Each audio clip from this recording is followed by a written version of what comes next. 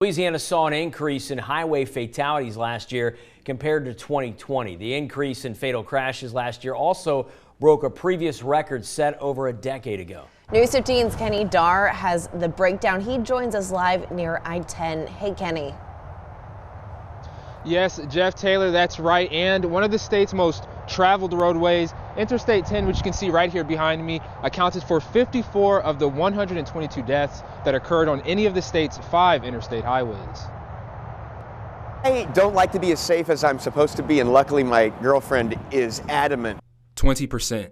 That's how much highway fatalities in Louisiana increased in 2021 over 2020. It pains me to think that families across Louisiana who are losing loved ones in these accidents, which the vast majority of them are preventable.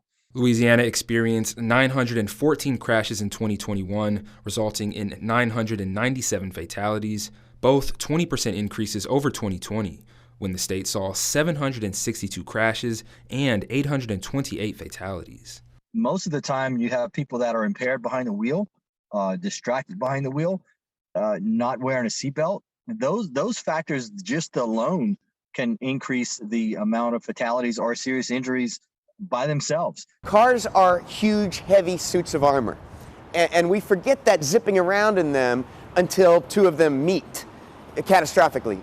The 997 fatalities, breaking a previous record set 15 years ago in 2007 when the state recorded 993 fatal highway crashes. One of the most difficult things we do is certainly a death notification. Having to tell someone that their loved one's never coming home again, that's life-changing. The start of the pandemic was followed by lockdowns nationwide. More people at home meant fewer drivers on the road. We had the lowest average daily traffic in the last 3 years. Despite more drivers being back on the road, DOTD Secretary Dr. Sean Wilson says many of the fatalities are preventable. There's so much that we can do to prevent it. Everything from buckling up, not driving distracted, putting the phones down, and not assume that things cannot wait for their appropriate time.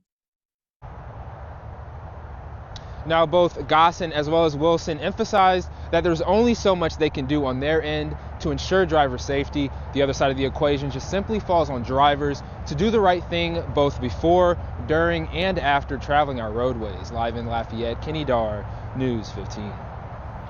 Thank you, Kenny. Well, another grim statistic: between 2017 and 2020, 40% of highway fatalities involved alcohol. Driving home, the importance of having a designated driver or calling a rideshare service.